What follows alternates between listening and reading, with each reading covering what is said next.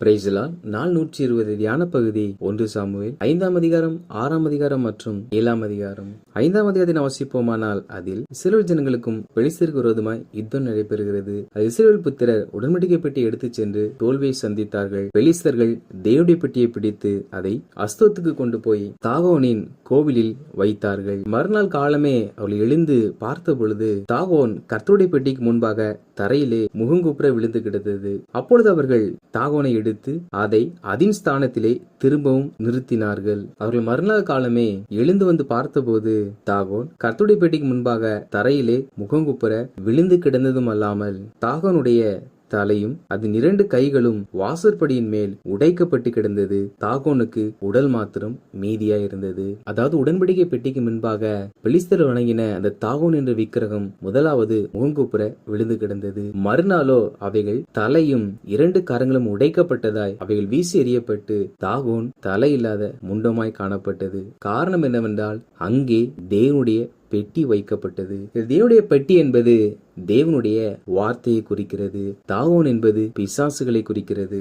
தேவ பிள்ளைகளாகிய நாம் தேவனுடைய வார்த்தையில் நிலைத்திருப்போம் என்றால் நிச்சயமாக உலகத்தில் உள்ள எந்த ஒரு பிசாசுகளும் நம்மை ஒரு நாளும் தொட முடியாது. எப்படி தாகோன் உடன்படிக்கை பெட்டிக்கு முன்பாக தாழ பணிந்து கொண்டதோ அதே போல நாம் தேவனுடைய வார்த்தையை நம் இருதயத்தின் ஆழத்தில் பதித்து வைத்து அதன்படி வாழ்வோம் என்றால் பிசாசுகளும் நம்மை பார்த்து நடங்கும். காரணம் தேவனுடைய வார்த்தைக்கு பிசாசுகளும் பயப்படும். அந்த அஸ்தோத் ஊராரை பாழாக்கும்படிக்கு கர்த்தருடைய கை அவர்கள் மேல் பாரமாய் இருந்தது. எப்படி என்றால் ஆண்டவராகிய தேவன் அஸ்தோத்தின் ஜனங்களையும் அதன் எல்லைகளுக்குள் இருக்கிறவர்களையும் மூல வியாதியினால் வாதித்தார். அதாவது இவர்கள் உடன்படிக்கை பெட்டி எடுத்து சென்றது நிமித்தமாக ஆண்டவராகிய தேவன் அந்த ஜனங்களை மூல வியாதியினால் வாதித்தார். அப்பொழுது அஸ்தோத்தின் ஜனங்கள் தேவனுடைய கை நம்மேல் பாரமாய் இருக்கிறது, அவருடைய பெட்டி நம்மிடத்தில் இருப்பது எப்படி என்பதாக சொல்லி அந்த பெட்டி அவ்விடத்தில் இருந்து எடுத்துச் செல்ல வேண்டும் என்பதாக முயற்சிக்கிறார்கள். அப்படி இந்த பெட்டியை எடுத்துக்கொண்டு செல்லும் பொழுது கர்த்தர் அவர்களை சிறியவர் முதற்கொண்டு பெரியவர் மட்டும் எல்லாரையும் மூலவியாதியினால்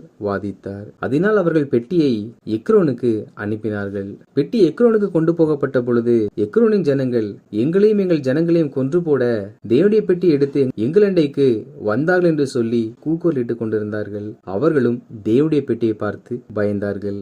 அப்பொழுது அவர்கள் தேவனுடைய பெட்டியை அதன் ஸ்தானத்திலே நாம் அனுப்பிவிடுவோம் என்பதாக தங்களுக்குள்ளே பேசிக் கொண்டார்கள். காரணம் என்னவென்றால் தேவனுடைய பெட்டி இருந்த அந்த பட்டணங்கள் எங்கும் சாவு மும்முரமாய் இருந்ததாம். செத்து போகாது இருந்தவர்களோ மூல வியாதியினால் வாதிக்கப்பட்டார்கள். இது நிமித்தம் அந்த ஜனங்கள் எல்லாரும் கூக்குரலிட்டார்கள். 6ஆம் அதிகாரத்தை வாசிப்போமானால் கர்த்தருடைய பெட்டி 7 மாதம் அளவும் பெலிஸ்தரின் தேசத்தில் இருந்தது.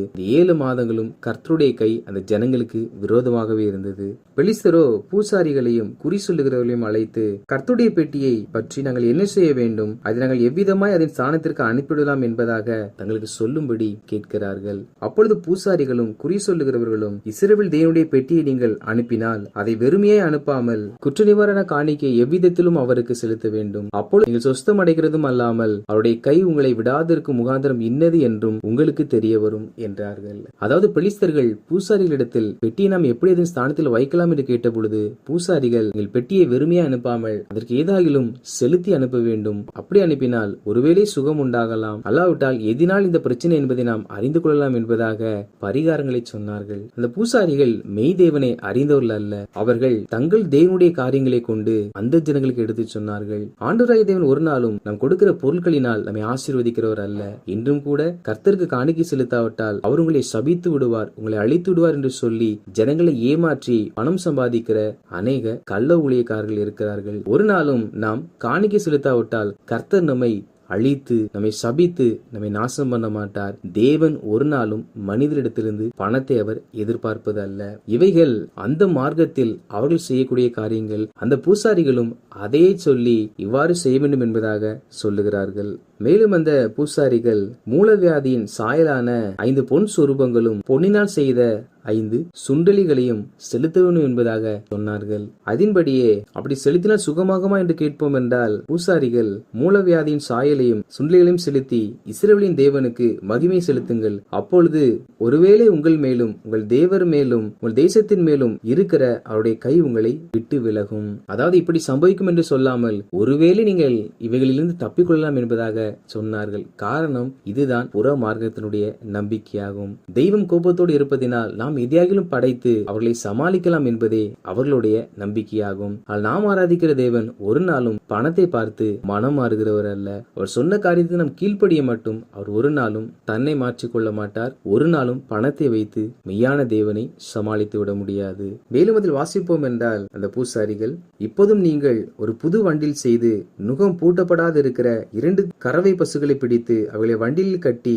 அந்த வண்டியில் அந்த உடன்படிக்கை பெட்டியை வைக்க வேண்டும் என்பதாக சொன்னார்கள். இதுவும் அவர்களுடைய தவறான நம்பிக்கையின்படியே சொல்லப்பட்டதாகும். மேலும் அவர்கள் நாம் அப்படி வைத்து அனுப்பும் பொழுது அது பெத்சிமோசுக்கு போனால் இது பெரிய தீங்கு நமக்கு செய்தவர் அந்த யெகோவா தேவன் என்பதை அறிந்து கொள்ளலாம். அப்படி இது போகாதிருந்தால் இது தற்செயலாக நேரிட்ட செயல் என்பதாக சொன்னார்கள். அப்படி சொல்லி அவர்கள் உடன்படிக்கை பெட்டியை வண்டியில் வைத்து அனுப்பின பொழுது அப்பொழுது இந்த பசுக்கள் பெத்சிமோசு போகிற வழியிலே செவ்வையாய் போனது.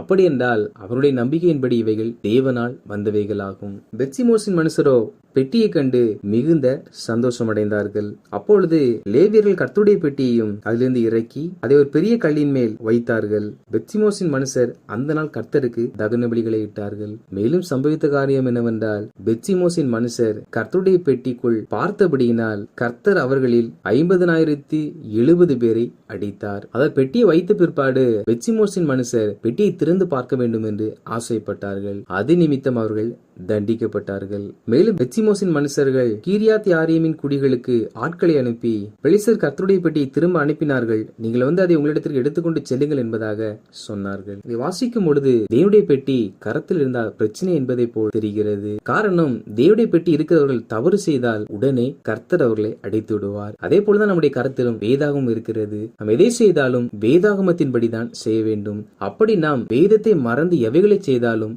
கர்த்தருக்கு கோபம் வந்து நிச்சயமே கர்த்தர் நம்மை கடிந்து கொள்ளுவார், தண்டிப்பார். அப்படி என்றால் வேதாகமத்தை நாம் விட்டு விலகி இருக்க வேண்டுமா என்று கேட்போம் என்றால், வேதாகமத்தை கரத்தில் எடுத்து அதன்படி வாழ்கிறவன் எவனோ அவனை பரலோக ராஜ்யத்திற்குள் பிரவேசிப்பான். வேதவசனத்தை வாசிக்கும் பொழுது தன்னை கண்டிக்கிறது, அதன்படி வாழாவிட்டால் தண்டிக்கிறது என்று ஒருவன் சொல்லி இந்த வேதாகமத்தை ஒதுக்கி செல்லுவான் என்றால் அவன் ஒரு நாளும் நித்திய ஜீவனுக்குள் பிரவேசிக்க மாட்டான். நித்திய ஜீவனுக்குள் பிரவேசிக்க நாம் வேதாகமத்தை கரத்தில் எடுத்து அதன்படி வாழ்ந்துதான் ஆக வேண்டும். 7ஆம் அதிகாரத்தை வாசிப்போமானால் அதில் கீரியாத் யாரீமின் மனுஷர் உடன்படிக்கை பெட்டியை அபினதாப் என்பவனுடைய வீட்டில் கொண்டு வந்து வைத்து அவன் குமாரனாகிய எலெயாசாரை பரிசுத்தப்படுத்தினார்கள். அங்கே தேவனுடைய பெட்டி என்பது காக்கப்பட்டது. கிட்டத்தட்ட 20 வருஷம் அளவும் பெட்டி அபினதாபின் வீட்டில் இருந்தது. இஸ்ரவேல் ஜனங்களோ கர்த்தரை நினைத்து புலம்பிக் கொண்டிருந்தார்கள். அப்பொழுது சாமுவேல் இஸ்ரவேல் ஜனங்களை நோக்கி, நீங்கள் உங்கள் முழு இருதயத்தோடும் கர்த்தரிடத்தில் திரும்புகிறவர்களானால் அந்நிய தேவர்களையும் அஸ்தரோத்தையும் உங்கள் நடுவிலிருந்து விலக்கி உங்கள் இருதயத்தை கர்த்தருக்கு நேராக்கி அவர் ஒருவருக்கே ஆராதனை செய்யுங்கள். அப்பொழுது அவர் உங்களை பெலிஸ்தருடைய கைக்கு நீங்களாக்கி விடுவார் என்பதாக சொன்னார். அப்படி என்றால் இஸ்ரவேல் ஜனங்கள் இந்த நாட்களில் பெலிஸ்தருக்கு கீழ் அடிமைகளாய்தான் இருந்தார்கள். அப்படி என்றால் அடிமைத்தனத்திலிருந்து விடுதலையாக தேவ ஜனங்கள் முழு இருதயத்தோடும் கர்த்தரிடத்தில் தேட வேண்டுமாம். இவர்களோ அஸ்தரோத்திற்கும் பாகாலுக்கும் தங்கள் இருதயத்தில் இடம் கொடுத்து பாதி இருதயத்தோடு கர்த்தரை தேடினார்கள். எனவே சாமுவேல் அந்நிய தேவர்களை உங்களை விட்டு அப்புறப்படுத்தி கர்த்தர் ஒருவருக்கே ஆராதனை செய்கள் என்பதாக சொன்னார். அப்பொழுது ஜனங்களும் பாகால்களையும் அஸ்தரோத்தையும் விலக்கிவிட்டு கர்த்தர் ஒருவருக்கே ஆராதனை செய்தார்கள்.